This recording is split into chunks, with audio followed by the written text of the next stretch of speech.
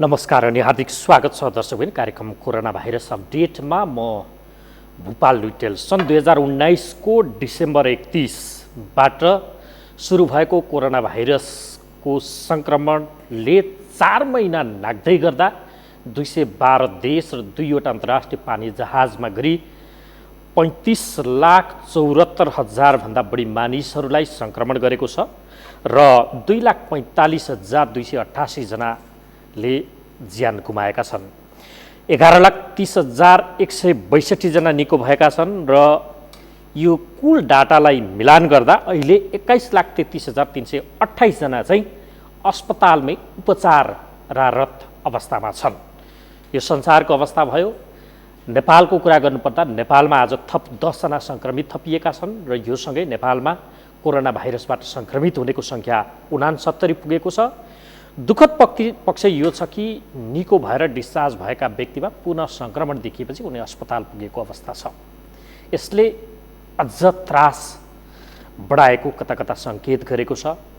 आत्तिनुपर्ने अवस्था हो होइन आदि इत्यादि विषय पनि आजको कार्यक्रममा हामी जोडेर स्वास्थ्य सेवा विभागका महानिर्देशक महेन्द्र श्रेष्ठसँग कुराकानी गर्नेछौँ। त्यसै गरी आज कोरोना भाइरसको सङ्क्रमण देखिएका अरू 9 जना जुन बाँकेको नेपालगञ्ज उपमहानगरपालिकाका वडा नम्बर 8 का सबै 90 जना सङ्क्रमित छन्।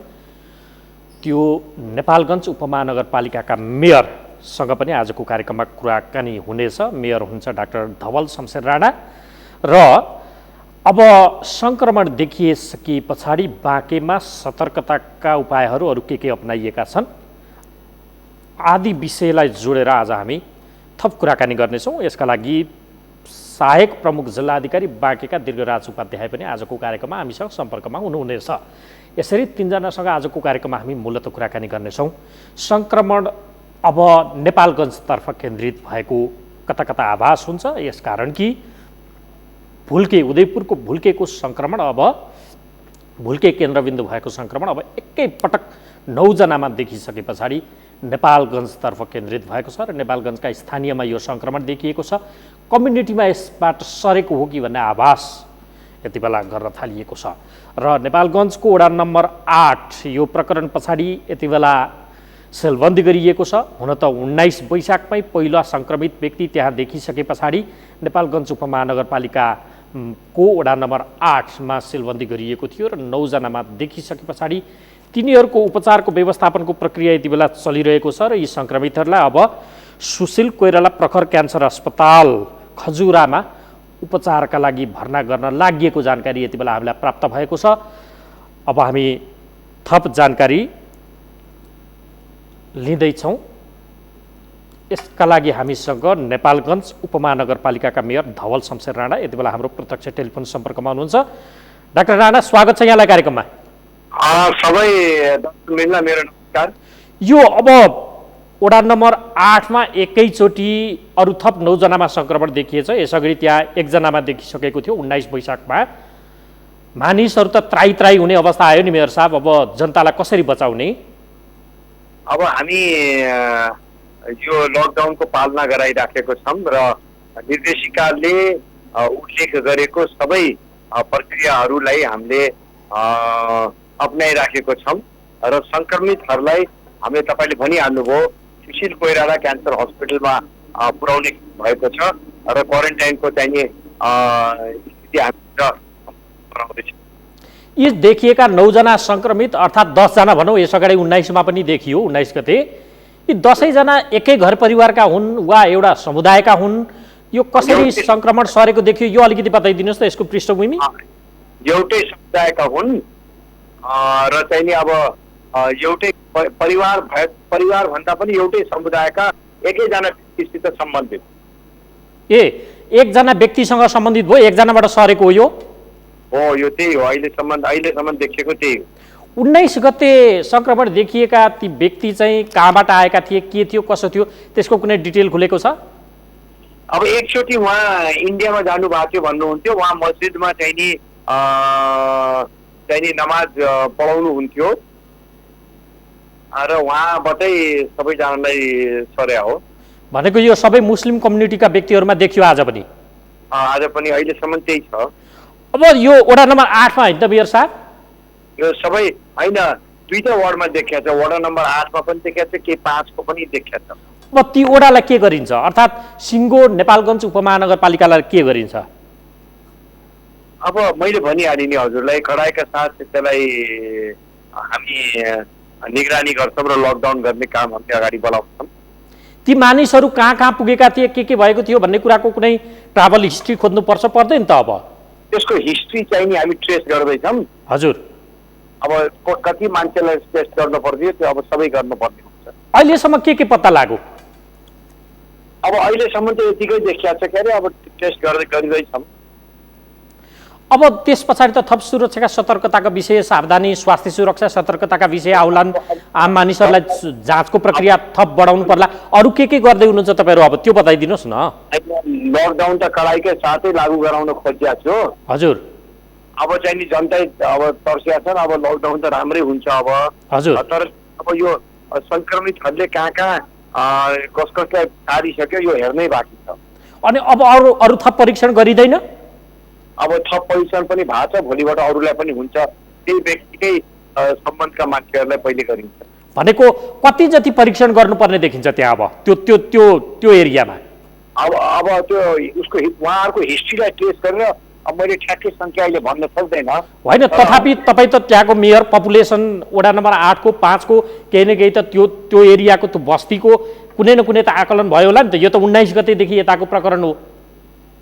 होइन, अब कति व्यक्तिलाई थप टेस्ट गर्नुपर्छ त्यो अब भोलि निर्धारण हुन्छ, भोलि मिटिङ पनि बस्ला र त्यो हिस्ट्री ट्रेस गरेर अब सबैलाई टेस्ट गर्नुपर्ने स्थिति छ।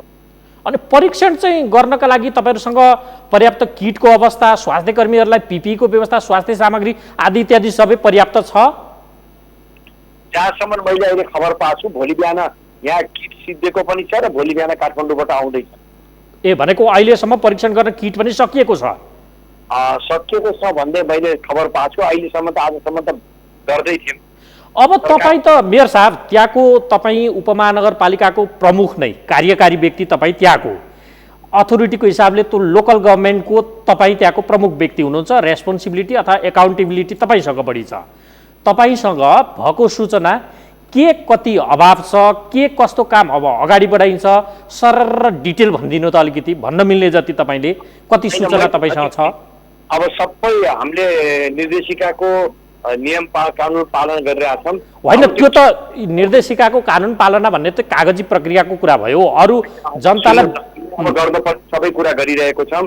त्यो किटको जुन सम्बन्धी हो त्यो नगरपालिकाले त्यो व्यवस्था गर्ने होइन, त्यो स्वास्थ्य मन्त्रालयबाटै आउने कुरा हो र त्यो चाहिँ अब यहाँ कति छ मलाई ठ्याक्कै थाहा छैन र अहिले आउने पनि क्रममा छ र भोलि बिहानसम्म आइपुग्छ भन्ने पनि मैले खबर पाएको छु। हामीले गर्नुपर्ने, पुलिस प्रशासन नगरपालिकाले गर्नुपर्ने सबै काम हामी गरिरहेको छौँ र जनतालाई पनि मेरो आग्रह छ कि हाम्रो त्यो लकडाउनको पालना चाहिँ गरिदिने। अब यो बाहेक अब अरू के गर्न सकिन्छ? भनेपछि लकडाउनको पालना गरेर जनता बसिदिनु पर्यो, त्यति भए तपाईँहरूको जिम्मेवारी पुरा भयो। अब योभन्दा अब हामीले गर्नुपर्ने अरू के सक्छौँ र हामी अब यो कोभिडको लागि लकडाउनै हो, अरू के छ र? हामीले चाहिँ नि अब सबैलाई चाहिँ नि आग्रह गर्छौँ कि यो पालना गरेर राम्रोसित यसलाई समस्यालाई समाधानतिर लग्नुपर्छ। अनि ती जनता लकडाउनमा बसेका जनताहरू त खानलाई पनि त समस्या हुन थाल्यो होला। 45 दिन यता लकडाउनको अवस्थामा मुलुक छ झन्डै। अब खानाको अवस्था त हामीले 2 चरणमा हामीले के राहत पुर्याइसकेको छौँ। हजुर, 2 चरणको राहत बाँकी छ। अहिले पनि अब कसैलाई हामी भोको मर्न चाहिँ दिँदैनौँ, तर अब झन् लकडाउन कडा भएको क्रममा अलिकति कष्टकर त रहनेछ। अनि ती मानिसहरूलाई व्यवस्थापन कसरी गर्नुहुन्छ त तपाईँहरू? के को? ती मानिसहरूलाई जो खानपिनको समस्यामा पुग्नेछन्, अर्कोतर्फ यो त्रास छ, एकातर्फ तपाईँहरू अब लकडाउन थप कडा बनाउने भन्दै हुनुहुन्छ, अर्कोतर्फ मानिसहरू सागसब्जी लगायतका दैनिक आवश्यकीय वस्तुहरू खरिदका लागि बाहिर निस्किने क्रम पनि रोकिएको त पक्कै छैन। त्यो व्यवस्थापकीय पाटो सबैलाई ध्यान कसरी दिनुहुन्छ? अब हामीले मिलाउने हो वार्डबाट। अब जसको घरमा चुलो जल्ने स्थिति छैन त्यो चुलो जलाइदिने काम अब वार्डले नगरपालिकाले गर्दैछ। भनेपछि अब त्रास थपिएको छ, डर बढेको छ, लकडाउन अझ कडाइका साथ लागू हुन्छ, जनतालाई घरभित्रै बस्नका लागि तपाईँको आह्वान छ, त्यति हो? यही हो हजुर। अरू फर्दर प्रोसेस अरू प्रक्रियाका लागि नगरले लिने अग्रसरता? एउटा कुरा नि मेयर साहब, तपाईँले भन्नुभयो नि किटको अभाव भन्नुभयो। 19 गतेदेखि यो प्रकरण भयो। एक त जोखिमकै क्षेत्र मानिन्छ, त्यहाँ पनि सघन बस्ती छ, सदरमुकाम पनि पर्यो क्यार। अनि एक खालको तयारीका लागि किटको व्यवस्थापनको अरू परीक्षणको व्यवस्थापनको लागि नगरपालिकाले अग्रसरता लिनु पर्दैन थियो, माग्नु पर्दैन थियो समयमै? अब नमागे होला र हजुर, नमागे होला नभने होला र। अनि मागेको र भनेको थियो भने सरकारले जनता बचाउनको लागि त हर किसिमको प्रयत्न गरिरहेको छु, भगीरथ प्रयत्न छ भनेर केन्द्रले भन्छ। अब यो आजसम्म मैले थाहा पाएको छु यो सबै चिज काठमाडौँबाट आउने हो। हाम्रो यहाँ यसको लोकली व्यवस्था हुँदैन। हामीले भन्ने हो, हामीले स्वास्थ्य मन्त्रालयमा गृहलाई सबैलाई भनेको छौँ, यो जति अहिलेसम्म हामी गर्दै थियौँ आज पनि गरिरहेको छौँ, भोलि अरू पनि यो किटहरू आइपुग्छन् भन्ने मैले जानकारी पाएको। अनि ताकेता गर्नु पर्थ्यो नि त बेलैमा मेयर साहब? के हजुर? ताकेता त गर्नु पर्थ्यो नि, यसको फलोअप बेलैमा गर्नु पर्दैन थियो? बिल्कुल, सबै तागिता हुँदैछ, सबै कामहरू चाहिँ हामीले द्रुत गतिमा गरिरहेका छौँ। परीक्षण गर्न किट छैन भन्दै हुन्छ फेरि? अब यही हो स्थिति अहिले। अब त्यसको लागि अब तपाईँको टेलिभिजनबाट सबैलाई मेरो आग्रह छ कि अब यो कानुन जुन हामीले बनाएको छौँ त्यो लकडाउनको त्यसलाई पालना गर्छ। मेयर साहब, अहिलेसम्म कति परीक्षण भएको थियो नेपालगञ्जमा? किट सक्यो त्यसकारण? के अरे हजुर? कति परीक्षण भयो ताकि किट सक्यो त्यहाँ? अब टोटली किट सकेको छैन, किट सक्ने स्थितिमा छ मैले सुनेको छु। र अहिलेसम्म हामीले यहाँ केही नभए पनि दिनको हामीले 100वटा र 80वटा गर्दैछौँ। अब यो सुरु गरेकै आज 10 दिन जति भइसक्यो, 7-8 दिन 10 दिन भइसक्यो। भने पछाडि 1500 जतिको अहिलेसम्म परीक्षण भयो? भइसक्यो हजुर, कम्तीमा 1000सम्मको भइसक्यो। ए, भनेपछि अब किट अभावका कारण काम रोकिएको छ। भोलिबाट त्यो किट आए पछाडि काम अरू परीक्षणको प्रक्रिया अघि बढ्छ? सबै भोलिबाट अझ द्रुत गतिमा गर्ने हो। मेयर साहब, तपाईँलाई सजिलो बनाइदिउँ न है। तपाईँको कुरा यदि केन्द्र सरकारले सुनेको छ अथवा प्रदेशले सुनेको छ, यो आम सञ्चार सार्वजनिक सञ्चार माध्यम मार्फत भने अहिले तत्काल त्यहाँ खाँचो परेको अरू काम के हो ताकि तपाईँको बुट्टाले नभ्याएको तर सरकारले सहयोग गर्नुपर्ने काम के छन्, त्यो प्राथमिकता क्रम निर्धारण गर्नुभएको छ भने त्यो बताइदिनुहोस् त। अब सरकारले हामीलाई अब यो राहतको विषयमा अलिकति सहयोग गर्न पर्यो। हजुर, अब यो स्थिति छ, अब यो भए हुने स्थिति छ, सरकारले गर्नुपर्ने हामीलाई सहयोग अब सबै सरकारले सहयोग गर्न पर्यो। नेपालगञ्ज उपमहानगरपालिका लिएर यहाँका पुलिस प्रशासन हामी गर्दैछौँ। अब यो भइरहेको स्थिति ठुलो एउटा मात्रामा एउटा समस्या त्रास फैलिएको छ, यसलाई चाहिँ अब सरकारले पनि गर्नुपर्ने सबै कुरा गर्नुपर्ने हुन्छ। होइन, गर्नुपर्ने सबै भन्नाले के माग्नुपर्ने, त्यहाँ अप्ठ्यारो खड्केको के छ भनिदिनुहोस् न। के एउटा गर्नुपर्ने भनेको हामीलाई मेडिकली सबै सप्लाईहरू द्रुत गतिले पुर्याउनु पर्यो। हजुर, स्वास्थ्यको सबै सामग्रीहरू द्रुत गतिले पुर्याइदिन पर्यो र चाहिँ नि यो राहतको कुरामा पनि अलिकति ध्यान दिन पर्यो र चाहिँ नि हामीलाई चाहिँ नि यो वरिपरिबाट यो भारतकाबाट पनि आउने कुरालाई, यताबाट जाने कुरालाई यसलाई पनि कडाइ साथ अझ सरकारले हेरिदिन पर्यो। अब यति हो गरिदिन पर्यो। चाहिँ अब सरकारले योभन्दा बढी हामीलाई मेडिकल सप्लाई चाहिँ छुट्याइदिनु भएन। मेडिकल सामग्रीको अभाव तत्काल देखियो एउटा। अर्को तपाईँले भन्नुभयो भारतबाट आवागमन, अनि लकडाउनमा मुलुक छ, भारतमा पनि लकडाउन छ, सीमा त एक हिसाबले सिलै जस्तो छ र पनि भारतबाट आवागमन हुने क्रम रोकिएको छैन? नै, अहिले रोकिएको छ तर तैपनि ओपन बोर्डर छ हजुर। यो 100 किलोमिटर ओपन बोर्डर छ।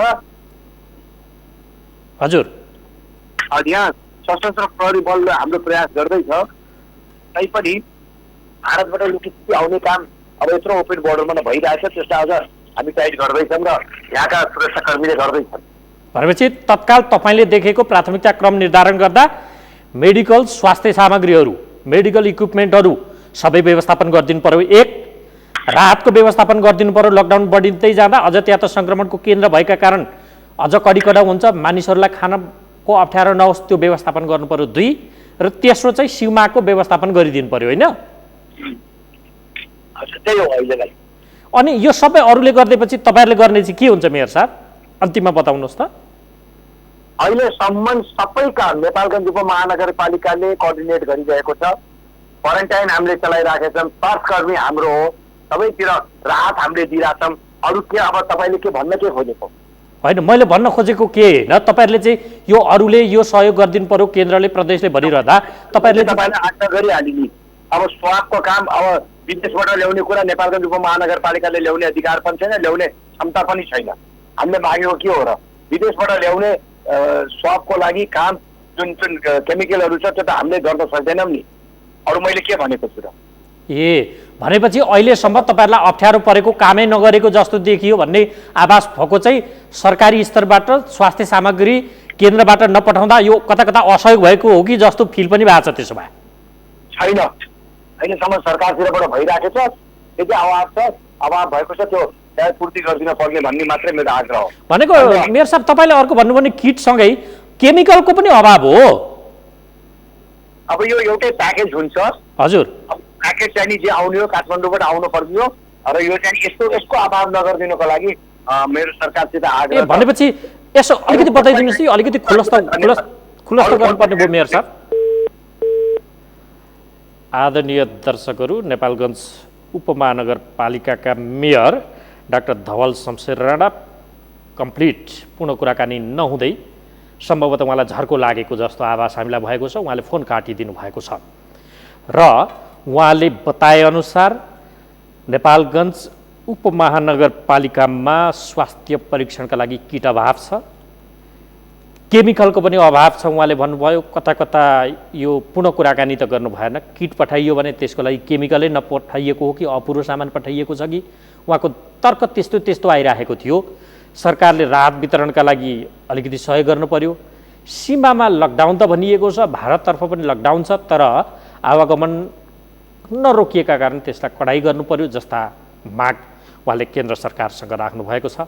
अब नेपालगञ्ज उपमहानगरपालिका केन्द्र बनेको छ फेरि कोरोना भाइरसको यो उदयपुरको बेलुकेपछि, त्यसकारण केन्द्र सरकारको ध्यान त्यतातर्फ केन्द्रित हुनैपर्छ। सम्भवतः सरकारले पनि त्यतातर्फ ध्यान नपुर्याएको भन्न सकिन्न, किनकि ध्यान यति बेला त्यतैतर्फ केन्द्रित छ। र अलिकति जनप्रतिनिधिहरूसँग कुराकानी गर्दा जनप्रतिनिधिले जनताकै लागि काम गरिरहँदा एकाउन्टेबल उत्तरदायी हुने, जवाबदेही हुँदा झर्को नमानिदिनु भए हामी आभारी हुने थियौँ। हामीले उहाँहरूलाई नै गरेको सहयोग हो, त्यसरी बुझिदिनु भए हामी यसलाई सहज रूपमा स्वीकार्न सक्छौँ। अर्थात् असहज रूपमै उहाँले लिनु भए पनि यसको मूल्याङ्कन त आम जनताले नै गर्नेछन्। हाम्रो यो अनुरोध मात्रै हो। हामीले सम्भवतः अप्ठ्यारो प्रश्न पनि गरेको होइन, जवाबदेही बनाउने प्रयत्न मात्र गरेको हो। र अब थप जानकारीका लागि यो नेपालगञ्जको वडा नम्बर 8 र 5 का केही क्षेत्रमा थप 9 जना सङ्क्रमित देखिएपछि 19 गते एकजना अगाडि नै देखिएपछि 10 जना त्यहाँ सङ्क्रमित देखिएका छन्। अथोरिटी बढी जिल्ला प्रशासन कार्यालय नेपालगञ्ज बाँकेका सहायक प्रमुख जिल्ला अधिकारी सूचना अधिकारी पनि हुन्छ दुर्गाराज उपाध्याय यति बेला हाम्रो प्रत्यक्ष टेलिफोन सम्पर्कमा हुनुहुन्छ। अब प्रशासनले के गर्छ थप अरू कामहरू यस विषयमा जानकारी लिनेछौँ। सहायक सिडी साहब यहाँलाई स्वागत छ कार्यक्रममा। हेलो। हजुर हजुर हेलो, स्वागत छ यहाँलाई सहायक सिडी साहब कार्यक्रममा। हस् धन्यवाद। अब त्यहाँ सङ्क्रमित थप अरू 9 जना पनि देखिए, यस अगाडि 19 गते नै एकजनामा सङ्क्रमण देखिएको थियो। यसपछि प्रशासनले के काम गरिरहेछ? आज त थप 9 जनामा बढ्यो, कता कता यो दोस्रो केन्द्र जस्तो देखियो नेपालको, के गरिरहेछ प्रशासनले अलिकति विवरण बताइदिनुहोस् न सहायक सिडी साहब। हो, अस्ति 19 गते मात्रै एकजनामा पोजिटिभ सङ्क्रमण भइसकेपछि अनि हामीले एरियामा सिल गरेका थियौँ र उहाँसँग सम्पर्क भएका उहाँका आफन्त परिवार सबैको कन्ट्याक्ट ट्रेसिङ गर्दाखेरि हिजो मात्रै हामीले त्योसँग सम्बन्धित 90 जनाको स्वाब परीक्षण गऱ्यौँ। हजुर, त्यो स्वाब परीक्षणको रिपोर्ट चाहिँ आज आएको हो। जो त्यो 9 जना एकछिन अगाडि हजुरले भने जस्तो 9 जनामा पोजिटिभ देखिएको छ। त्यो 9 जना त्यही कन्ट्याक्ट ट्रेसिङबाट सम्भावितहरूको स्वाब परीक्षणबाट पोजिटिभ देखिएकाहरू हुन्। हजुर, र त्यसको साथै अहिले थप 6 जना पनि थपिनु भएको छ। त्यही कन्ट्याक्ट ट्रेसिङबाटै स्वाब परीक्षण गरेकाहरू फेरि 6 जना थपिनु भएको छ र यो टोटल गरी 15 जना आज र 1 जना सुरुमा अस्ति पोजिटिभ देख्नु भएको गरी 16 जना चाहिँ भइसक्यो हामी कहाँ चाहिँ। भनेपछि नेपालगञ्जमै 15 जना आजै, 1 जना 19 गते गरेर 16 जना पुगिसक्यो। ओहो, भनेको अब नेपालमा त्यसो भए 74 जना सङ्क्रमित पुगिसके। हुनसक्छ। त्यसो भए त यो 15 जनामा त्यहाँ आजै सङ्क्रमण देखिसके पछाडि त यो सबै मुस्लिम कम्युनिटीमा देखियो होइन? अब कम्युनिटी यो भन्दा पनि हामीले के हो भने सुरुमा जुन ट्रेसिङ गरेर एकजना पोजिटिभ देखिनु भएको थियो नि, हजुर, उहाँकैसँग सम्बन्धित उहाँसँग सम्पर्क भएका उहाँले जुन जुन व्यक्तिसँग सम्पर्क गर्नुभएको थियो त्यो हामीले सबै ट्रेसिङ गरेर उहाँको कन्ट्याक्ट ट्रेसिङ गरेर उहाँसँग सम्भावित व्यक्तिहरू हामीले पत्ता लगाएर ट्रेसिङ गरेर उहाँहरूको स्वाब परीक्षण गरिएको हो। हजुर, र त्यही स्वाब परीक्षणबाट देखिएको रिजल्ट हो।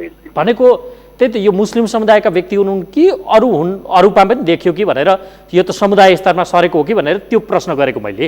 या त मैले रङ लगाउन खोजेँ। हुनसक्छ। अब यो चाहिँ अलिक बढी टेक्निकल कुरो पनि भावनाले अब हामीले पनि यसलाई के गरेका छौँ भने समुदाय स्तरमा सरेको हुनसक्छ। हजुर, किनभने परिवारमा उनले सम्पर्क गरेका अरू व्यक्तिसँग देखेकोले आखिर यी सबै कोही पनि इन्डियाबाट आएको चाहिँ होइनन् हाम्रो जानकारीमा आए अनुसार। हजुर, त्यो भए हुनाले अब समुदाय स्तरमा सरेको हो कि भन्ने हाम्रो आकलन छ। तै पनि यसले यो चाहिँ प्राविधिक रूपमा यसको थप केही अनुसन्धानको विषय हुनसक्छ। ओके, साहेब सेठी साहब, अब यो घटना पछाडि चाहिँ अब प्रशासनले के गर्छ? अब हामीले सुरुमा एकजना देखिने बित्तिकै त्यो एरिया पुरै अस्तिदेखि नै सिल गरेका थियौँ। भनेको वडा नम्बर 8 उच्च प्रहरी निगरानीमै छ। उहाँ त्यो एरियाबाट कोही पनि मान्छे बाहिर आउन पाउँदैन र बाहिरको मान्छे पनि जान पाउने अवस्था छैन। हजुर, त्यो पुरै सिल गरेको छ। र अब जो पोजिटिभ छ उहाँहरूलाई चाहिँ हामीले तुरुन्तै आइसोलेसनमा राखेका छौँ। त्यही बाँकीकै खजुरा स्थित एउटा हस्पिटललाई हामीले कोरोना विशेष हस्पिटलको रूपमा डेडिकेटेड गरेका छौँ। हजुर, पोजिटिभ देखेकाहरू चाहिँ हामी उपचारको क्रममा लागि त्यता लिन्छौँ र अरू सबैलाई चाहिँ हामीले त्यो स्पटमै सिल गरेको छ। पुरै मान्छे बाहिरभित्र जाने अवस्था छैन, त्यसरी राखेको अवस्था छ। अब साहेब सेठी साहब, यो तपाईँले भन्नुभएको सिल गरिएको चाहिँ वडा नम्बर 8 र 5 दुवै हो कि 8 मात्रै हो? 8 र 5 जोडेकै क्षेत्र हो यो, जो त्यो नजिकै पर्छ, दुईटैतिर गरेको छ। ओके, अब यसले चाहिँ अब तपाईँहरूले कन्ट्याक्ट ट्रेसिङ गर्नुभयो, ट्राभल हिस्ट्री यिनीहरूको खोजियो कि खोजिएन? ट्राभल हिस्ट्री अब हामी त्यो आज हो 15 जना पत्ता लागेको भनेको, अब हामी उहाँहरूको ट्रेसिङ गर्छौँ। अब त्यो एकजनाको ट्रेसिङ गर्ने क्रममा यति पत्ता लागेको छ होइन। एकजनाको ट्रेसिङ गर्ने क्रममा हामीले 90 जना सम्भावित 90 जनाको स्वाब लिनुपर्ने अवस्था थियो, लियौँ र यो रिजल्ट आयो। अझै पनि यो रिजल्ट आउने क्रम जारी छ, किनभने थप अझै पुरै परीक्षण भइसकेको अवस्था छैन त्यो 90 जनाकोमा पनि। हजुर, अहिलेसम्म 90 जनामा कतिको भएको हो? 60 जना जतिको भयो होला जस्तो लाग्छ। भनेको अरू थप 30 जनाको नतिजा के आउँछ भन्न सक्ने अवस्था छैन अझै? त्यो त परीक्षण हुनै बाँकी छ, सम्भवतः भोलि हुन्छ। यो भनेको सबै पिसिआरबाट आएको नतिजा हो नि होइन? यो भनेको त्यो 90 मध्ये भन्ने 60-65 जति भएको हुनसक्छ र केही अझै बाँकी छ भन्ने जानकारी आएको छ। हामीले परीक्षण गर्ने बाँकी छ, त्यो चाहिँ आज नभ्याइएर भोलि परीक्षण हुनसक्छ होला र त्यसपछि थपिन पनि सक्छ, नथपिन पनि सक्छ। अब एकजनाबाट 90 जना सम्भावित हुन् कि भनेर खोजियो, त्यो खोज्दाखेरि अहिलेसम्म 16 जना पुग्यो। अब यी 16 जना मार्फत सम्पर्कमा पुगेका मानिसहरू कसरी पत्ता लगाउने हो? त्यही गाह्रो कुरो, त्यही ठुलो समस्या कुरो हो। त्यो भएर यो कन्ट्याक्ट ट्रेसिङ गर्ने विषय चाहिँ धेरै गाह्रो विषय छ। हजुर, अब उहाँहरूको ट्रेभल हिस्ट्रीदेखि लिएर उहाँ कता जानुहुन्थ्यो, के काम गर्नुहुन्छ, कोसँग सम्पर्क गर्नु, यो सबै खोज्नुपर्ने हुन्छ। हजुर, अब यसका लागि धेरै ठुलो जनशक्ति, धेरै स्रोत साधन र धेरै अन्य कुराहरू सबै चाहिन्छ। हजुर, त्यो भएर हामी सबै अब त्यसैमा लागेका छौँ। त्यो कन्ट्याक्ट ट्रेसिङ नै बढी महत्त्वपूर्ण कुरो हुँदो रहेछ अब पत्ता लगाइसकेपछि। ओके, साहेब सेठी साहब, अब स्रोत साधन धेरै चाहिन्छ, छैन नि भनेर पनि अब प्रशासनले हरेस खाने अथवा हार मान्ने अवस्था त रहेन, जस्तै भए पनि गर्नै पर्यो। चुनौती के छन्? हामीलाई अब यो थप कन्ट्याक्ट ट्रेसिङ गर्नु पर्यो नि त, त्यसका लागि चाहिने स्रोत साधन, जनशक्तिको उपलब्धता आदि इत्यादिको यदि अप्ठ्यारै छ भने पनि त यो कार्यक्रम मार्फत त यति बेला अझ तपाईँहरूका तालुकवालाहरूले पनि सुनिरहेका छन्, सहयोग गर्न सक्छन्। त्यस्तो के जरुरी छ अब आवश्यकता परेको कुरा? हो, हामीले पनि जिल्ला स्तरीय कोभिड-19 सङ्कट व्यवस्थापन केन्द्रबाट निर्णय गरी पठाइसकेका छौँ। केन्द्रीय सङ्घीय मन्त्रालय, स्वास्थ्य मन्त्रालय र प्रदेश मन्त्रालयहरूलाई, प्रदेश सरकारलाई हामीले थप यो किट्सहरू चाहिन्छ, यसमा भिटिम मेसिन किट्सहरू चाहिन्छ। हजुर, त्यो स्वास्थ्य सामग्री र अरू आवश्यक थप स्किल र म्यान पावर पनि 800 केन्द्रबाट थप व्यवस्थापन गरिदिनु पर्यो भन्ने खालको हामीले निर्णय गरेर पनि पठाइसकेका छौँ। आवश्यक नै हुन्छ, किनभने बढ्दै जाँदाखेरि त हाम्रो यहाँ भएको सीमित जनशक्तिले, सीमित त्यो साधनले मात्रै सबै परीक्षण गर्न अलिक गाह्रो हुने हुन्छ। तैपनि हामीले भएको अहिले सबै जनशक्ति र त्यो किट्स परीक्षण गर्ने किट्सहरू प्रयोग गरेर त्यति गरिरहेको छौँ। अनि साइक सिडी साहब मैले एकछिन अगाडि मात्रै जानकारी आएको थियो प्रदेश सरकारबाट होइन केन्द्रबाट नै केही थप किट्सहरू आउँदैछ अरे भोलि नै भन्ने हामीले सुनेका छौँ। हजुर। त्यो भएर केही सहज हुन्छ। हजुर। अनि हामी एकदम आशावादी छौँ प्रदेश ओके, साइक सिडी साहब जस्तो जनशक्ति यसका लागि कति जति खटिनुपर्ने हुन्छ, अरू थप किट कति आवश्यकता छ त्यो पनि बताइदिनुहोस् न। जनशक्ति हुने के हो भने जो अब स्वाब कलेक्सन गर्न जान्छ त्यो स्वाब कलेक्सन गर्ने टोलीलाई हामीले छुट्टै क्वारेन्टाइन राख्नुपर्ने हुन्छ। ए त्यो गरेर आए पछाडि त्यसले 14-15 दिन फेरि त्यो क्वारेन्टाइनमा बस्नु पर्यो।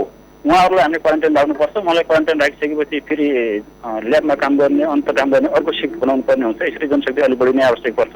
भनेको कति जति आकलन गर्नुभएको छ त्यो चाहिने? अब यो विषयमा हामी थप छलफल पनि गर्छौँ। अब हाम्रो डाक्टर साहबहरूसँग अथवा त्यो सम्बद्ध टोलीसँग पनि हामी थप छलफल गर्छौँ। कति आवश्यक पर्ने कति माग्ने भन्ने विषय हामी नियमित छलफलमा छौँ, समन्वयमा छौँ। त्यो आधारले हामी भन्छौँ। ओके, अनि अघि भर्खर तपाईँसँग भन्दा अगाडि मेयर साहबसँग हाम्रो कुरा हुँदै थियो। मेयर साहबले त रिसाएर अन्तत फोनै पनि काटिदिनु भयो। किटको अभाव छ उहाँले भन्दै हुनुहुन्थ्यो। किट नै छैन, परीक्षण कसरी गर्ने, तथापि भोलि आउँदैछ भन्ने मैले सुनेको छु उहाँले भन्दै हुनुहुन्थ्यो। यसमा त इनिसिएटिभ त मेयर साहबको पनि हुनुपर्ने होला। अब उहाँको के कस्तो त्यहाँ भूमिका छ हामीलाई थाहा भएन। किट अभावै हो। उहाँहरूको स्थानीय त सबैको भूमिका राम्रो छ, एकदम सहयोगी समन्वयात्मक भूमिका नै छ। हामी सबै आपसमा समन्वय अनि गरेर किट अभावै हो, किट अभाव छ त्यहाँ अहिले? अभाव चाहिँ हो। आज हामीसँग भएको किट चाहिँ यो भिटिएम पिसिआर चेक गर्ने किट चाहिँ आज सिद्धिएको अवस्था थियो। भोलि चाहिँ हामीलाई गाह्रो हुन्छ। त्यो भएर भोलि नै आउने हामीले कति अहिलेसम्म कति परीक्षण गरिएको र त्यो किट सकिएको हो साइक सिडी साहब? होइन, हामीसँग त किटै कम हो नि त। नेपालमा पर्याप्त किट थिएन भनेको कति जति? अब हाम्रो सबै ठाउँमा कम किट आएको थियो। हामी त्यहाँ अस्ति मात्रै 500 किट आएको थियो। त्यो बाँकी बर्दिया गरेर प्रयोग भयो। अब अस्तिसम्म हामीले सुन्वाई भनेर जस्तो इन्डियाबाट आएका र हामीले क्वारेन्टाइनमा राखेकाहरूलाई परीक्षण गऱ्यौँ। त्यति बेला उहाँहरूमा सबैमा नेगेटिभ आयो। यो पोजिटिभ आउने क्रम त बल्ल सुरु भयो। सम्भावित अब चाहिँ यसको बढी हुने अवस्था देखियो किटहरूको। हजुर। अर्कोतर्फ सामान पनि त अपूर्व आइरहेको छ भन्ने सुनियो। किट आउँछ, केमिकल आउँदैन, केमिकल आयो किट आउँदैन, यो पनि समस्या छ। तर अब त्यो किट आइसकेपछि पुग्छ। अझ अब म्यानेज हुँदैछ। अब केन्द्रदेखि प्रदेश सबैको फोकस अब चाहिँ यतातिर भएको छ। हुनु पनि पर्थ्यो, अब भएको छ। त्यो भएपछि किट्स पनि आउँछ। सम्भवतः जनशक्ति पनि आवश्यक जनशक्ति हामी पाउँछौँ होला केन्द्र र प्रदेशबाट।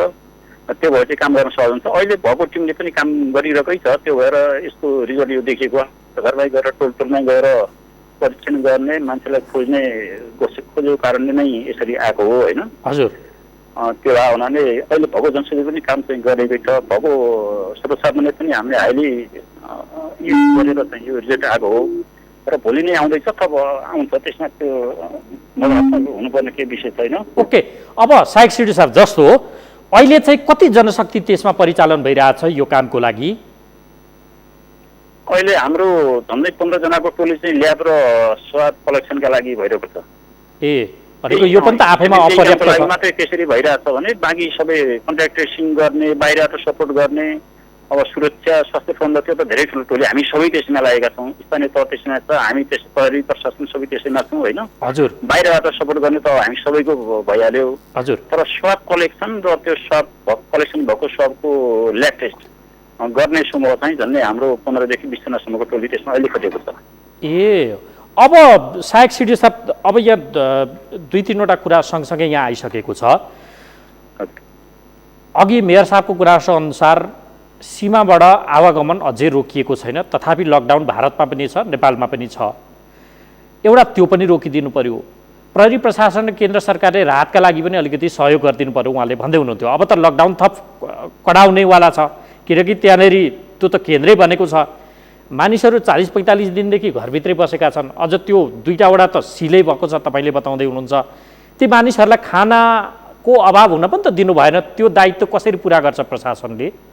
यस्तो छ, अब हामीले केही दिन अगाडि चाहिँ लकडाउन अलिक खुग्लो थियो। हजुर। अनि 4 बजे पछि चाहिँ बढी साँझतिर अलिक भिड हुने जस्तो भावनाले 4 बजे पछि मात्रै हामीले कडा गरेका थियौँ र 4 बजेसम्म अत्यावश्यक दैनिक उपभोग्य पसलहरू र तरकारी र मेडिसिन औषधि पसलहरू खुला थियो। अरू किसिमका पसलहरू त हाम्रो खुला थिएन पहिले पनि। हजुर। र यो अवस्था देखिसकेपछि हामीले 3-4 दिन भयो हामीले के गरेका छौँ भने त्यो दैनिक उपभोग्य वस्तुहरू र तरकारी पसलहरू पनि अब 10 बजेसम्म मात्रै खोल्ने बिहान। हजुर। त्यसपछि मेडिकल औषधि पसल बाहेक अरू सम्पूर्ण पसल व्यवसायहरू 10 बजेपछि चाहिँ पूर्ण बन्द हुन्छन् हामी कहाँ अहिले। हजुर त्यसैले त्यो लकडाउनको कुरो चाहिँ त्यसरी अहिले रोडमा त्यस्तो कुनै केही छैन, अप्ठ्यारो अवस्था छैन। मेडिकल बाहेक सब बन्द भएको हुनाले प्रभावकारी नै देखिन्छ।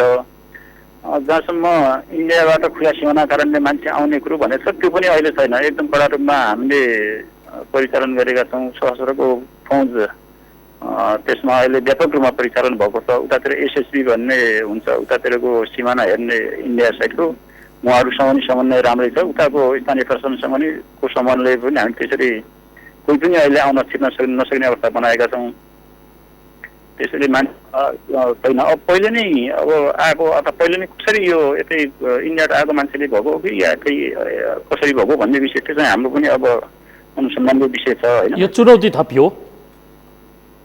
हजुर यो चुनौती थपियो। अब राहतको कुरा मैले तपाईँलाई बिदाई नै गर्छु। त्यसपछि मानिसहरू लकडाउनका कारण घरमा छन्। अब 2टा वडा त सिलबन्दी नै छ, त्यहाँका मानिसहरू त निस्किनै पाउँदैनन्। खानाको अभाव हुन नदिन त्यहाँ चाहिँ के गरिन्छ? यस्तो छ, त्यो विषय राहत विषय के हो भने हामीले पहिलेदेखि नै अब हामीभन्दा नि बढी जिम्मेवार चाहिँ यसमा स्थानीय तह नै हुनुपर्ने हुन्छ। हजुर हामीले पनि जिल्ला स्तरीय कमिटीबाट के निर्णय गरेका छौँ भने होइन केन्द्रकै निर्णय हो, त्यसलाई हामीले के कन्भे गरिदिएका छौँ स्थानीय तहलाई भने उहाँहरूसँग बसेर के निर्णय भएको छ भने हरेक वडा तहमा वडा अध्यक्षले आफ्नो वडामा विपन्न अथवा खाना नपुग्ने वर्ग समूह कुन हो त्यो पहिचान गर्ने, पहिले लगत सङ्कलन गर्ने, अनि त्यो लगतको आधारमा चाहिँ वडा अध्यक्षकै नेतृत्वमा टिम बनाएर सकेसम्म सर्वदलीय टिम बनाएर उनीहरूकै घर घरमा ड्रप गरिदिने त्यो सामग्री यो तरिकाले गर्नु पर्यो भनेर हामीले सबै स्थानीय तहलाई भनेका छौँ। धेरै स्थानीय तहहरूले सुरु गर्नुभएको छ, केही चाहिँ लगत सङ्कलनकै क्रममा पनि हुनुहुन्छ, गरिरहनु भएको छ। र खानै नपाएको अथवा खानालाई गाह्रो भएको भन्ने चाहिँ छैन, किनभने बिहान बिहान पसल पनि खुलेकै छन्, खाद्यान्न दैनिक भोग्य वस्तुहरू पनि। हजुर जसलाई किन्न गाह्रो पर्छ त्यो किन्न गाह्रो पर्ने अथवा फाइनेन्सियल भनौँ न त्यस्तो समस्या भएका मान्छेहरूलाई चाहिँ स्थानीय तहले सपोर्ट गरेको छ। र हामीले पनि यदि त्यो कसैले त्यो समस्या परेको छ भने हामीलाई भन्नुहोस्, हामी स्थानीय तहसँग समन्वय गरिदिन्छु पनि हामीले भनिरहेको अवस्था हो। हजुर त्यसैले अहिलेसम्म त्यस्तो सुनिएको छैन, खानै नपाएर गाह्रो भएको छ भने चाहिँ सुनिएको छैन। अब ठिक छ, त्यसो भए हामी कामना गरौँ सहजै अवस्था होस्। अन्तिम प्रश्न तपाईँलाई, अब 16 जना त ती 2वटा वडामा गरेर एकै ठाउँका सङ्क्रमितहरू देखिसकेको अवस्था छ आजै मात्रै। अहिलेसम्मको तथ्याङ्कमा 15 जना तपाईँले भन्नुभयो। अब कति जति परीक्षण गर्न आवश्यक छ त्यो क्षेत्रको पपुलेसनको बारेमा यति सङ्ख्या भनेर कुनै आकलन भइसक्यो? छैन, अब पपुलेसन भन्नुभयो हो, कति जतिको परीक्षण गर्न जरुरी छ? अब कति जति सङ्ख्या? त्यो त यसो हो, ट्रेसिङ गर्दै जाने क्रममा थप हुनसक्छ। जस्तो अब अस्ति कारणले हामीले ट्रेसिङ गर्दै जाँदा उहाँको सम्पर्कमा आएका मान्छे भनेर हामी 90 जना जति सम्भावित बनायौँ र परीक्षण गऱ्यौँ होइन। हजुर अब थप आज 15 जना थपिएकाहरूको पनि त्यही तरिकाले ट्रेसिङ गर्दै जानुपर्ने हुन्छ। हजुर त्यसरी ट्रेसिङ गर्दै जाने क्रममा उनको कन्ट्याक्ट कहाँसम्म थियो, के पेसा व्यवसाय गर्ने, त्यो सम्पर्कमा आएकोहरू को हुन सक्छन्, निजका आफन्त परिवार सबैको पहिचान गर्नुपर्ने हुन्छ र उहाँहरूको सबैको स्वाब टेस्ट गर्नुपर्ने हुन्छ। हजुर त्यो गर्ने क्रममा त्यसलाई आज अहिले ठ्याक्क नै यतिजनाकै अब गर्नुपर्ने हुन्छ भन्न चाहिँ सकिने भएन। अब त्यो ट्रेसिङ गर्दै जाँदाखेरि कतिसम्म जोडिन्छन् त्यति हुनसक्छ। अब ए रेसियोमा जाने हो भने कम्तीमा त्यतिजनाको ट्रेसिङ गरेर गर्दाखेरि त 3-4 त पक्रिने होला जस्तो लाग्छ मलाई। भनेपछि त्यही क्षेत्रको त्यो 2वटै वडाको सबै पपुलेसनको चाहिँ गर्ने अहिलेसम्म मनसाय छैन। त्यो ट्रेसिङ भन्ने विषय त अब उहाँहरूको कन्ट्याक्ट ट्रेसिङ पहिचान गरेपछि बल्ल अनि पत्ता लाग्ने हो कति सङ्ख्यालाई। होइन त्यो त मैले बुझेँ साइक सिडी साहब, मैले सोधेको चाहिँ जस्तो त्यो 2टा वडा चाहिँ अलिक केन्द्र भएको कारणले ती 2टै वडाका सबै मानिसहरूको परीक्षण नै चाहिँ गर्ने मनसाय छैन। सबैको गर्न आवश्यक, त्यो ट्रेसिङ सबैको गर्न आवश्यक हुँदैन। अब कोही स्वेच्छाले ल हामीलाई पनि यस्तो समस्या छ अथवा लक्षण देखिने 2टा कुरो हुन्छ। लक्षण देखिने अवस्था भयो, मान्छे बिरामी भयो, कोरोना सम्भावित लक्षणहरू भयो भने गर्नुपर्ने विषय एउटा भयो। त्यस्तो अहिलेसम्म भएको छैन हामीसँग। जति हामीले यी टेस्टमा पोजिटिभ निस्केका छन् ती कसैको पनि कोरोनासँग सम्बन्धित लक्षणहरू छैनन्, बिरामी पनि कोही हुनुहुन्न, सबै स्वस्थ हुनुहुन्छ, सामान्य अवस्थाको हुनुहुन्छ। हजुर होइन, अब त्यो आएर कोही बिरामी नभएर मान्छे टेस्ट गर्न आउँदैन। अहिले हामीले चाहिँ हाम्रै तरिकाले हाम्रै जोडबलबाट ट्रेसिङ गरेर यस्तोहरू चाहिँ गर्नुपर्छ है भनेर यसरी गराएको अवस्था हो, बिरामी भएर कसैको गरेको अवस्था होइन। हवस् होइन त्यो हजुर हवस् साइक सिडी साहब जानकारी दिनुभयो, तपाईँलाई धेरै धेरै धन्यवाद। हस् हस् तपाईँलाई धन्यवाद। उहाँ हुनुहुन्थ्यो बाँकेका सहायक प्रमुख जिल्लाधिकारी दीर्घराज उपाध्याय। उहाँको जानकारी अनुसार अब नेपालगञ्जमा थप अरू 6 जनामा कोरोना भाइरसको सङ्क्रमण देखिएको छ र यो सँगै त्यहाँ 15 जना सङ्क्रमित भएका छन्। यसअगाडि 19 गते एकजनामा सङ्क्रमण देखिएका कारण ती वडा नम्बर 8 र 5 कै वडाका मात्रै 16 जनामा सङ्क्रमण देखिएको छ। यो सँगै नेपालमा सङ्क्रमितको सङ्ख्या 65 पुगेको छ र मेयर धवल शमशेर राणा जो नेपालगञ्ज उपमहानगरपालिकाका हुनुहुन्छ उहाँ र सहायक सिडिओले उपाध्याय समेत दिएको जानकारी अनुसार किटको अभाव भएको छ। 500 जति किट केन्द्रबाट पुगेको थियो र ती किट समाप्त भइसके पछाडि अब परीक्षण गर्न अभाव छ। केन्द्रले थप किट पठाउने भन्ने सूचना पुगेको छ, तथापि कहिले पुग्छ भन्ने जानकारी छैन। यद्यपि भोलिसम्ममा ती किट पुग्लान् कि भन्ने अपेक्षा त्यहाँ छ। अब केन्द्र बनेको नेपालगञ्जमा किटको व्यवस्थापन, स्वास्थ्य सामग्रीको व्यवस्थापन, अब लकडाउन कता कता यो उच्च जोखिम र कम जोखिमको क्षेत्रलाई आधार मानेर खुकुलो बनाउने कि भनेर सरकारले तयारी गरिरहेको त्यो मोडालिटी बनाइरहेको भन्ने समाचारहरू बाहिर आइरहँदा अब एकैचोटि अरू थप 15 जनामा नेपालगञ्जमा यो कोरोना भाइरसको सङ्क्रमण देखिएपछि सरकारले के गर्ला आदि इत्यादि विषय जोडेर अब हामी कुराकानी गर्दैछौँ स्वास्थ्य सेवा विभागका महानिर्देशक महेन्द्र श्रेष्ठसँग। महेन्द्र श्रेष्ठ यति बेला हाम्रो प्रत्यक्ष टेलिफोन सम्पर्कमा हुनुहुन्छ। डिजी साहब, स्वागत छ यहाँलाई कार्यक्रममा। धन्यवाद, नमस्कार। अब म कार्यक्रम सञ्चालन गर्न 8 बजे स्टुडियो छिर्दै गर्दा नेपालमा 69 जना कोरोना भाइरसका सङ्क्रमित भनिएको थियो। अहिले त 75 पुग्यो, 74 पुग्यो, अरू 5 जना पनि थपिए। नेपालगञ्जमा एकै दिन 15 जना सङ्क्रमण देखिएको छ। अब केन्द्रले के निर्णय गर्छ अरू थप यो प्रकरण पछाडि यो केही त्यसबारे कुनै चर्चा छलफल तयारी भएको छ भने जानकारी गराइदिनुहोस् न। त्यो खास गरेर अस्ति 19 गते जुन मान्छे पोजिटिभ आयो उहाँको कन्ट्याक्ट ट्रेसिङ 90 जनाको कन्ट्याक्ट ट्रेसिङ गरेको थियो। हजुर।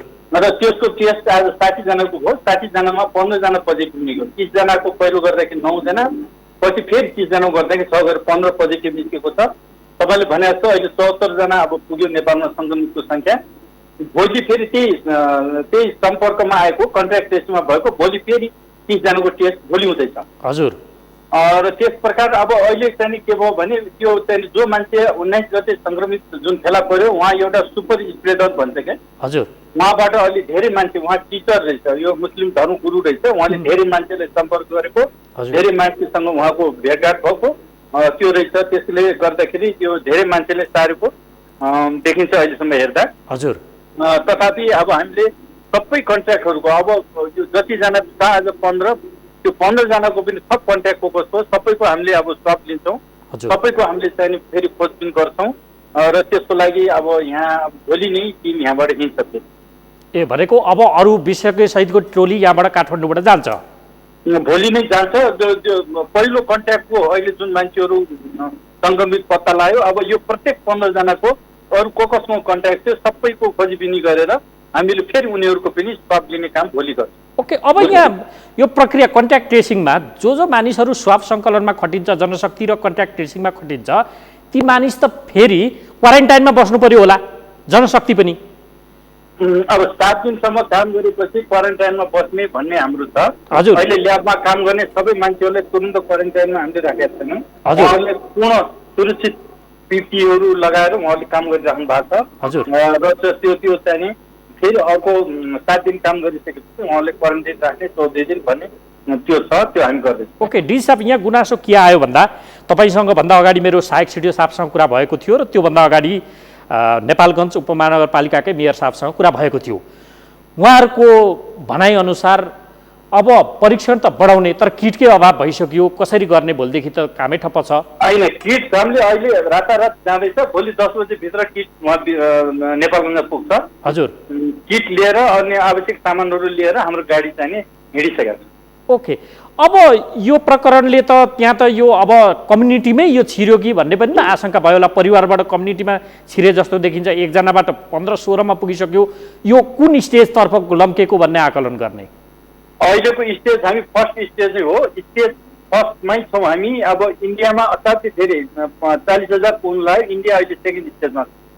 ए भनेपछि हामी अहिलेको फर्स्ट स्टेज कम्युनिटी ट्रान्समिसन यस्तो 3टा स्टेज हुन्छ कि सर। एउटा भित्र बाहिर जताबाट आए पनि जब इन्डेक्स केस, पहिलो केस कहाँबाट आयो केस त्यो पत्ता लाग्दासम्म त्यसलाई स्पोरेडिक भन्छौँ हामी। स्पोरेडिकमै छौँ अहिले। ए भनेपछि त्यसपछि यो बढ्दै गइसकेपछि क्लस्टरमा जान्छ, क्लस्टर पछि कम्युनिटी ट्रान्समिसन छ। कम्युनिटी ट्रान्समिसन धेरै टाढाको कुरा हो। अहिले चाहिने साउथ इस्ट एसियामा कम्युनिटी ट्रान्समिसन इन्डोनेसियामा मात्रै छ। भनेको अहिले क्लस्टरको फेजमा छ हाम्रोमा। हामी अहिले चाहिने स्पोरेडिक फेजमा इनिसियल प्राइमेरी फेजमै छौँ, पहिलो फेजमै छौँ। हजुर। र यो चाहिँ के हो भने जहाँसम्म हामीले इन्डेक्स केस अथवा प्राइमेरी केस आएको केस पत्ता लगाउँछौँ र त्यो केसबाट सरेको पत्ता लगाउँदासम्म इपिडेमियोलोजिकली लिङ्क भन्छ कि हजुर, त्यो लिङ्क हुँदासम्म हामी स्टेज फर्स्ट नै हो। अहिलेलाई हामीले चाहिँ नि अहिले स्टेज 1 मै छौँ हामी। अब यहाँ चर्चा नि डिजी साहब जस्तो अब हुन त तपाईँको यो क्षेत्राधिकारको विषय होइन, तथापि आकलन त कमन सेन्स पनि प्रयोग गर्न सक्छौँ। यसअगाडि नै हामी चैत 11 देखि लकडाउनको अवस्थामा छौँ। नेपालमा दोस्रा सङ्क्रमित देखिएपछि नेपाल लकडाउनको अवस्थामा छ। यो 45 दिन लगभग नाग्ने अवस्थामा पुगिसकेको अवस्था छ। 25 गते पछाडि जोखिम, उच्च जोखिम, कम जोखिम तपाईँहरूले भन्ने गर्नुहुन्छ, रेड, येल्लो र ग्रिन बनाएर क्याटेगोरी गरेर त्यही अनुसारको निर्णय गर्ने कि भन्नेसम्मका चर्चाहरू पनि यो बिचमा चलिरहेका थिए। यसअगाडि नै त्यो तयारी गर्दा गर्दै उदयपुरको भुल्केमा अर्को केन्द्र बन्यो, आज फेरि नेपालगञ्ज बन्यो। अब यो विषय के हुन्छ लकडाउनको विषय? होइन, लकडाउनको विषय तपाईँले भने जस्तो ग्रिन, येल्लो र रेडमा गराएरै जानुपर्ने छ हामी। हजुर। तथापि यसको लागि गर्नुपर्ने हामीले धेरै तयारीहरू छ। अस्पतालको तयारी, स्वास्थ्य कर्मीको तयारी, होइन, लजिस्टिकहरूको व्यवस्था र मुख्य कुरा के भने सर्भिलेन्स भन्छ। हजुर। हामी छिटो खोज पडतालको लागि व्यवस्थित हुनुपर्छ र त्यसको लागि आवश्यक जनशक्ति, आवश्यक संयन्त्रहरू र आवश्यक सामग्रीहरूको व्यवस्था गरिसकेपछि हामी त्यसपछि हामी चरणबद्ध रूपमा रेड, येल्लो र ग्रिनमा जानै पर्छ। हामी सधैँ लकडाउनको अवस्थामा बस्न सक्दैनौँ। भनेको के हो भने हामीले यो 3 महिना हामीले जुन समय तय गर्यौँ यसबाट हामीले धेरै कुराहरू सिकेका छौँ। अहिले हाम्रो स्वास्थ्य संस्थाहरू हामीले क्वारेन्टाइन भने थाहा थिएन, अहिले पालिकामा क्वारेन्टाइन, आइसोलेसन र केही हदसम्म ल्याबको अहिले विस्तार भएको छ। 17 ठाउँबाट परीक्षण सुरु भएको छ। सुरुको परीक्षणमा हामी हङकङमा पठाएका थियौँ, काठमाडौँमा पनि परीक्षणको व्यवस्था त थिएन भने अब सामानको पनि अब जो हुन्छ अब 2-3 दिनभित्र हामीसँग आवश्यक सामानहरू हामी व्यवस्थापन गर्छौँ। त्यसपछि हामी क्रमागत रूपमा हामी चाहिँ यो चाहिँ लकडाउन सधैँ वर्ष सम्भव छैन। यसलाई चाहिँ खोल्नुपर्छ र खोल्दाखेरि कुनै पनि क्षति नहुने, कुनै पनि थप चाहिने खतरा नहुने अवस्था सिर्जना गरेर हामी क्रमशः खोल्दै जानुपर्छ। अर्थात् सिधासिधी भन्दा अब यदि फैलि नै हाल्यो भने यसलाईसम्म अब हामी नियन्त्रण गर्न सक्ने अवस्थामा हाम्रो काबुभित्र हुन सक्छ भन्ने ठहर जब सरकारी अधिकारीहरूले गर्छन्, त्यस पछाडि यो अघि तपाईँले भने जस्तो 3वटा क्याटेगोरी गरेको र लकडाउनलाई खुकुलो गराउने अथवा त्यो मोडालिटीमा जाने हुन सक्छ। एकदम ठिक, तपाईँले जे भन्नु त्यो एकदमै ठिक। हामी यसलाई काबुभित्र राख्ने गरेर हामी अगाडि जानुपर्छ। काबुभन्दा बाहिर भयो भने त्यो खतरनाक हुन्छ। त्यसो भए त्यो काबुभित्र यसलाई राख्ने गरीको तयारी अरू थप हामीले एक्सर्साइज अझै धेरै गर्न बाँकी छ।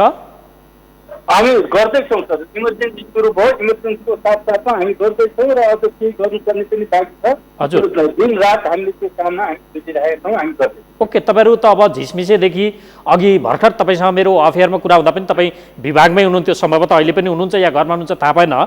तयारी अब थप गर्न कति समय लाग्ला? 25 गते अगाडिसम्म यो सकिएला या त्योभन्दा पछाडि केही सङ्केत त्यसले मिल्छ नि त हाम्रो त्यो मोडालिटी?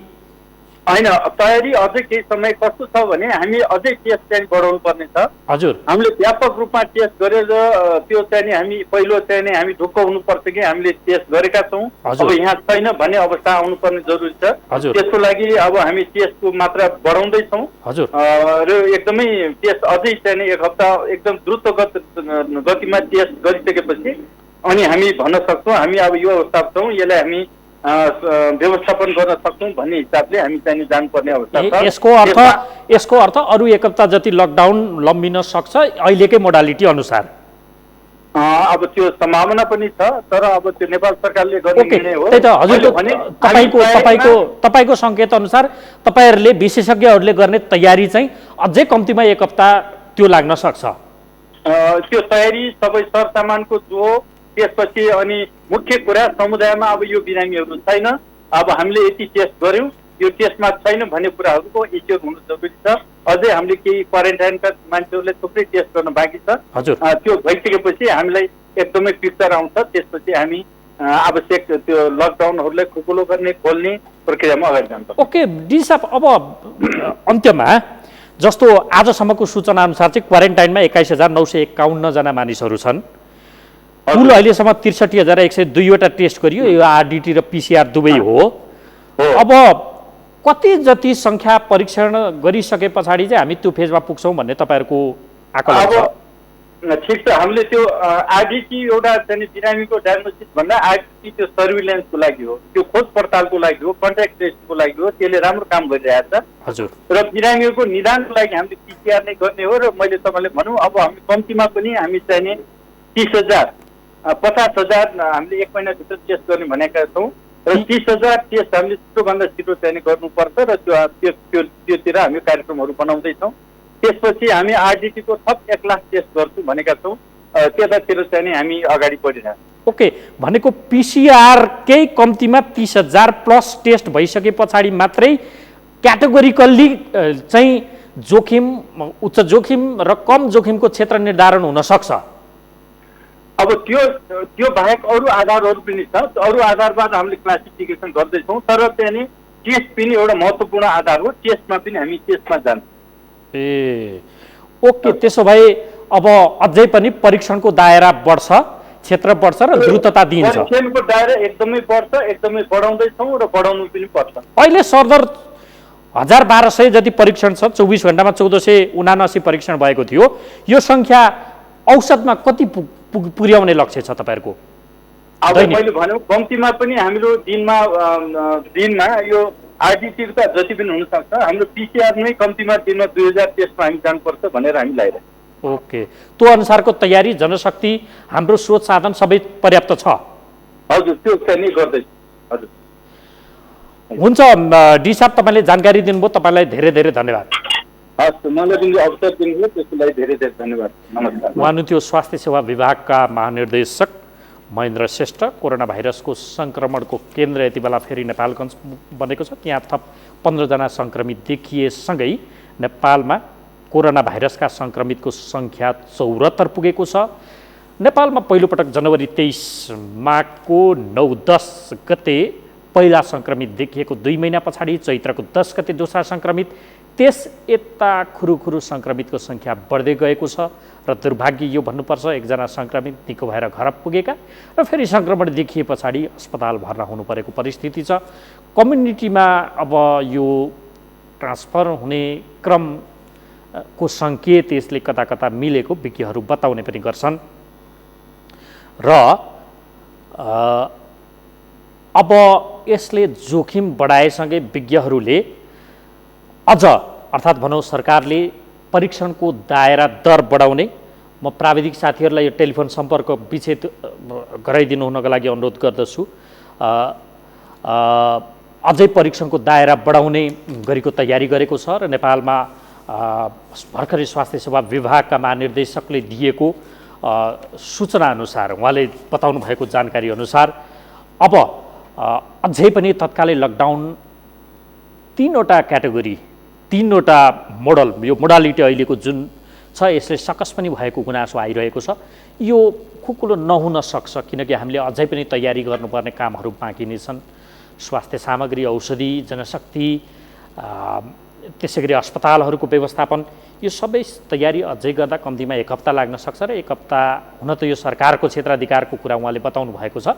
तथापि उहाँको सङ्केतले त्यो तयारी गरिसके पछाडि मात्रै रेड, ग्रिन र येल्लोको यो जुन मोडालिटी बनाइने भनिएको छ, यो जोखिमको आधारमा क्षेत्रहरू निर्धारण गरिने र त्यस आधारमा खुकुलो, कडाई र मध्यम गरीको नीति अपनाउने गरीको सरकारले, विज्ञहरूले त्यो किसिमको सुझाव दिए र अझ कतिपय संसदीय समितिहरूले पनि त्यही सुझाव दिइसके पछाडि सरकारले त्यो तयारी यसअगाडिदेखि नै गरेको बताइने गरेको थियो र अझै पनि 25 गते पछाडि नै पनि त्यो अवस्था नहुन सक्छ भन्ने सङ्केत उहाँले दिनुभएको छ। यसलाई सङ्केतकै रूपमा त प्रधानमन्त्रीले आजै दिएको अभिव्यक्ति, कता कता मन्त्री परिषद बैठकहरूमा भएका चर्चाले पनि यसलाई पुष्टि गर्छ, किनकि अहिले तत्कालै भारतमा रहेका नेपालीहरूलाई नेपाल ल्यायो भने जोखिम बढ्न सक्छ र बरु उतै भारतीय सरकारले नै तिनीहरूको तत्काललाई व्यवस्थापन गरेमा जोखिम टर्न सक्ने भनेर प्रधानमन्त्रीले बताउनु भएका समाचारहरू पनि यो बीचमा सार्वजनिक भएका छन्।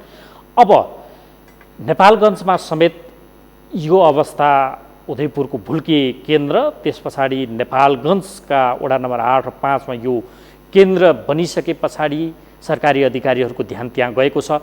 तर विडम्बना, स्वास्थ्य सामग्री किटको अभाव भनिएको छ, तथापि स्वास्थ्य सेवा विभागका महानिर्देशकले नै रातारात त्यहाँ सामान पुग्दैछ र परीक्षण गर्ने समयसम्ममा सामान अभाव हुन नदिने उहाँले प्रतिबद्धता जाहेर गर्नुभएको छ। जनशक्ति पनि त्यसतर्फ जाँदैछ र अब सरकारको ध्यान पूर्ण रूपमा त्यहाँ केन्द्रित छ। अब चुनौती यो छ कि 16 जना सङ्क्रमित कतिजना मानिसहरूको सम्पर्कमा पुगेका थिए, उनीहरूको संसर्ग कहाँ कहाँ भएको थियो, ती संसर्गमा रहेका मानिसहरूले कहाँ कहाँ यात्रा गरे आदि इत्यादि विषय झिँजो छ खोज्नका लागि, नखोजी हुने अवस्था पनि छैन। यसले सङ्क्रमणको सम्भावनालाई अझ जोखिमलाई बढाइदिएको छ। यसकारण तपाईँ हामी सबै सतर्क हुन जरुरी छ। लकडाउनको पालना घरभित्रै बसेर गर्न जरुरी छ। यसका लागि तपाईँ हामीले पनि सहयोग गर्न जरुरी देखिन्छ। त्यसकारण कोरोना भाइरसको सङ्क्रमणबाट जोगिन आफू पनि बाहिर ननिस्कौँ, परिवारका सदस्यहरूलाई पनि बाहिर निस्किन नदिउँ, घरभित्रै रहौँ, यो लकडाउनको पालना गर्दै सरकारलाई पनि सहयोग गरौँ। अप्ठ्यारै परेमा सुरक्षा निकायहरूलाई 100 नम्बरमा बारम्बार प्रहरीले त आह्वान पनि गर्ने गरेको छ, त्यसमा फोन गरौँ। स्वास्थ्य मन्त्रालयले दिनैपिछे पत्रकार सम्मेलन गरेर टोल फ्री नम्बरहरू लगायतका एप समेतको व्यवस्थापन गरेर आह्वान गरेको बताउने गरेको छ। त्यसमा सम्पर्क गर्न पनि सकिने अवस्था छ। राहत अप्ठ्यारो परेको अवस्था छ भने स्थानीय तहहरूलाई त्यसको जिम्मेवारी दिएको छ। ओडामा तपाईँले चुनेर पठाएका प्रतिनिधिहरू छन्, तिनीहरूलाई समाउन सक्ने अवस्था छ। तिनीहरू मार्फत पनि अप्ठ्यारो साह्रो गाह्रोलाई व्यवस्थापन गराउनका लागि तपाईँहरूले लागि पर्ने अवस्था छ। यसका लागि तपाईँ हाम्रो सबैको सहयोग जरुरी देखिन्छ। यसतर्फ पनि नागरिकले कर्तव्य पालना गर्ने पनि यो समय हो। यसका लागि पनि हामी आह्वान गर्छौँ र आजको कार्यक्रमको निर्धारित समय सकिएको छ। मलाई आज्ञा दिनुहोस्। नमस्कार।